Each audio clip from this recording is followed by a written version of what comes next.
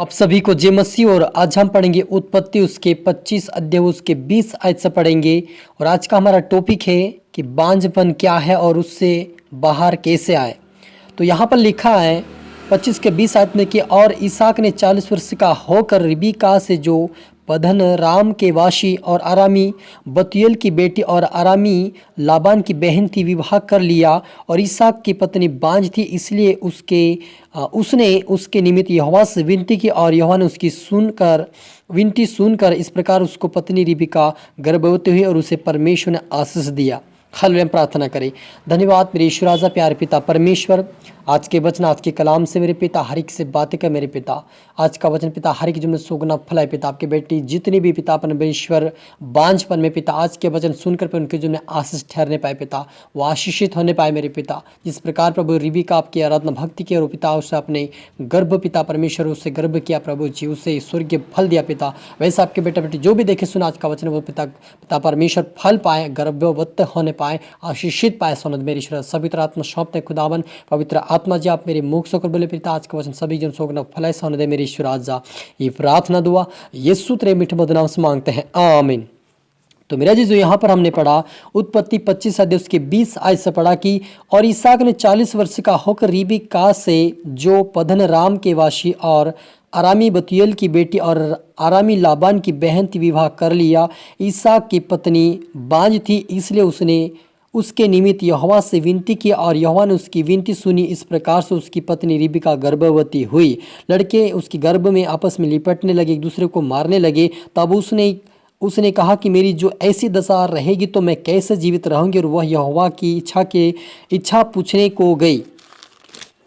तब यहोवा ने उससे कहा तेरे गर्भ में 2 जातियां हैं और तेरी कोख से निकलते ही 2 राज्य के लोग अलग अलग हो जाएंगे और एक राज्य के लोग दूसरे के अधिक सामर्थ्य होंगे और बड़ा बेटा छोटे के अधीन होगा। हालेलुया। मेरे अजीजों यहाँ पर हम देखते हैं कि जो इसहाक था जब उन्होंने 40 वर्ष में रिबका से शादी किया तब उसकी पत्नी बांझपन थी मेरे अजीजों। और बांझपन होने के कारण उन्होंने यहोवा से प्रार्थना की। वैसे आज बहुत सारे जो परमेश्वर की बेटियां हैं जो बांझपन में हैं, तो इसी लोगों को परमेश्वर यह कहता है कि तुम मेरी आराधना भक्ति करो। कि हम यहाँ पर देखते हैं कि जो रिबका थी जो यहोवा के भवन में गए, उससे प्रार्थना उससे विनती की और उसके आज्ञाओं का पालन किया, उसके सम्मुख बनी रही। तब यहोवा ने उसकी सुनकर उसे गर्भवत किया, उसे परमेश्वर ने स्वर्गीय फल दिया। वैसे मेरे अजीजों यदि आज आप परमेश्वर के भवन में जाओगे, उसके वचनों का पालन करोगे, उस वचन के अनुसार चलोगे, उसकी इच्छाओं का पूरी करोगे, तो परमेश्वर आपका स्वर्गीय फल देगा और आप गर्भपात पाए जाएंगे। क्योंकि मेरे अजीजों बिना प्रार्थना का में कुछ भी प्रतिफल नहीं मिल सकता है। यदि हम कहें हम 8 दिन में एक बार भवन में भी जाएंगे और घर आके प्रार्थना नहीं करेंगे तब भी हमें प्रतिफल नहीं मिल सकता मेरे अजीजों। हालेलुया। आपको प्रतिदिन परमेश्वर के सम्मुख जाना होगा, प्रतिदिन परमेश्वर की आज्ञाओं को मानना होगा, प्रतिदिन परमेश्वर के भवन में जाना होगा, प्रतिदिन परमेश्वर की इच्छाओं को पूरी करना होगा। आपको 6 दिन काम करके 7 दिन विश्राम करना होगा और परमेश्वर के लिए आप भेंट देना होगा। परमेश्वर के लिए आपको परमेश्वर को बीज बोना होगा। परमेश्वर के लिए आपको दशवांश देना होगा ताकि उस दशवांश उस भेंट के द्वारा आपके जीवन में आशीष आए। हालेलुया। क्योंकि जब हम परमेश्वर के यहोवा का आज्ञाओं का पालन करते हैं तब हम आशीष को देखते हैं हमारे जीवन में अजीजों। हालेलुया। और जब हम देखते हैं कि जब आयुब ने भी अपने जीवन में सब कुछ खो चुका था और पत्नी भी चला गया था, लेकिन जब परमेश्वर ने यहोवा के अपने दोस्तों यारों के लिए प्रार्थना कर और यहोवा के भवन में जा, उससे प्रार्थना कर और जब परमेश्वर यहोवा के भवन में जाकर वहाँ पर तू क्या कर, पाप बलि चढ़ा, होम बलि चढ़ा, ताकि तो अपने दोस्तों के लिए प्रार्थना कर, तब तू भी चंगाई को पाए और तेरे जीवन में आशीष आए। और मेरे जीजो जब आयुब ने उससे प्रार्थना यहोवा की बातें सुनकर जब वो भवन में गया और पाप बलि और परमेश्वर को होम बलि चढ़ाया, तब परमेश्वर ने उसके पापों को क्षमा कर दिया, उसके दोस्तों को भी क्षमा करके दोस्तों को भी चंगा किया और उसे भी चंगा करके दुगनी आशीष दिया। वैसे आज यहाँ पर मुझे भी परमेश्वर यहोवा यही कहता है कि यहाँ पर मुझे भी भवन में जाना पड़ेगा, उससे प्रार्थना विनती करना पड़ेगा, हमें परमेश्वर यहोवा के सामने भेंट लाना पड़ेगा, उस परमेश्वर को हमें दशवांश देना पड़ेगा ताकि हम उस आशीष पाकर उसके राज्य के वारिस बन सके। हालेलुया। इसलिए यहाँ पर भी हम देखते हैं रिबका भी जो क्या किया, परमेश्वर के भवन में गए, उससे आराधना भक्ति की और उससे मांगी तब उससे मिला। आज बहुत सारे लोग परमेश्वर के भवन में जाते लेकिन मांगते नहीं है और यीशु मसीह ने साहब का जो मांगता उससे मिलता है।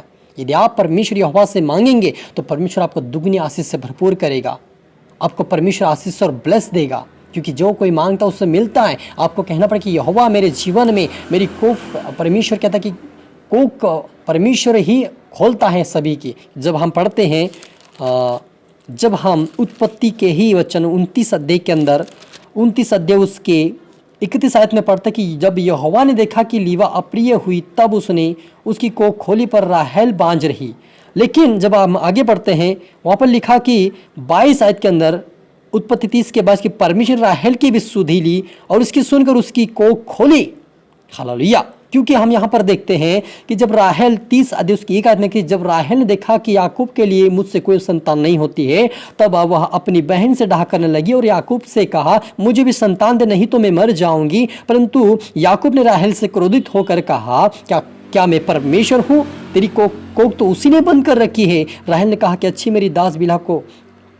हालेलुया। तो मेरे अजीज यहाँ पर हम देखते हैं कि याकूब से जो राहेल थी डाहा करने लगी, उससे झगड़ा कर रही थी कि मुझे भी संतान दे, लेकिन वो कहने लगा कि तेरी कोख यहोवा ने बंद कर रखा। मेरे अजीज, जो जिस कोख को यहोवा ने बंद कर रखा है उसको परमेश्वर यहोवा के पास ही जाना पड़ेगा, उससे दुआ प्रार्थना करना पड़ेगा, उससे मांगना पड़ेगा, तभी वो आशीष के जीवन में उंडेल देगा।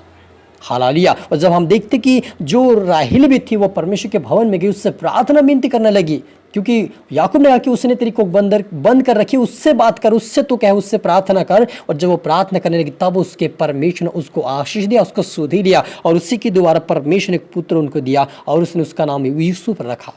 हालेलुया। तो मेरे अजीजों, हमें आशीष चाहिए, परमेश्वर से हमें संतान चाहिए, तो उसकी आज्ञाओं का पालन करना होगा। यदि हम 10 आज्ञाओं को, निर्गमन आप 20 को पढ़िए, वहाँ पर परमेश्वर ने जो 10 आज्ञा दी है उस आज्ञा का पालन भी करना हमें आवश्यकता है, जरूरी है।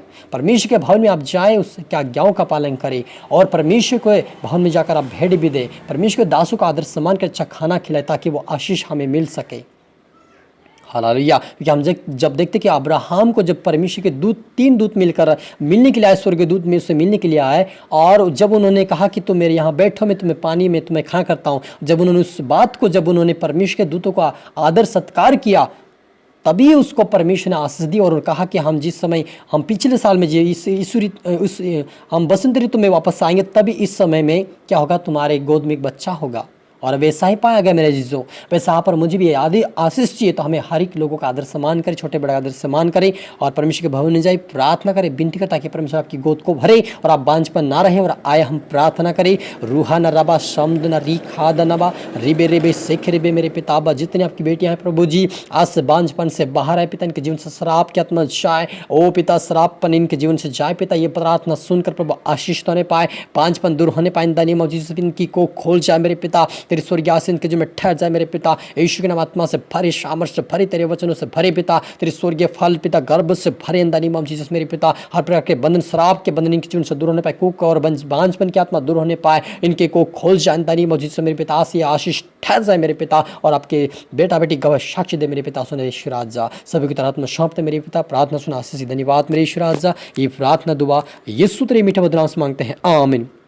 आप सभी को गॉड ब्लेस यू ऑल और अगले वीडियो मिलते सभी को फिर से मेरी तरफ से जय मसीह की।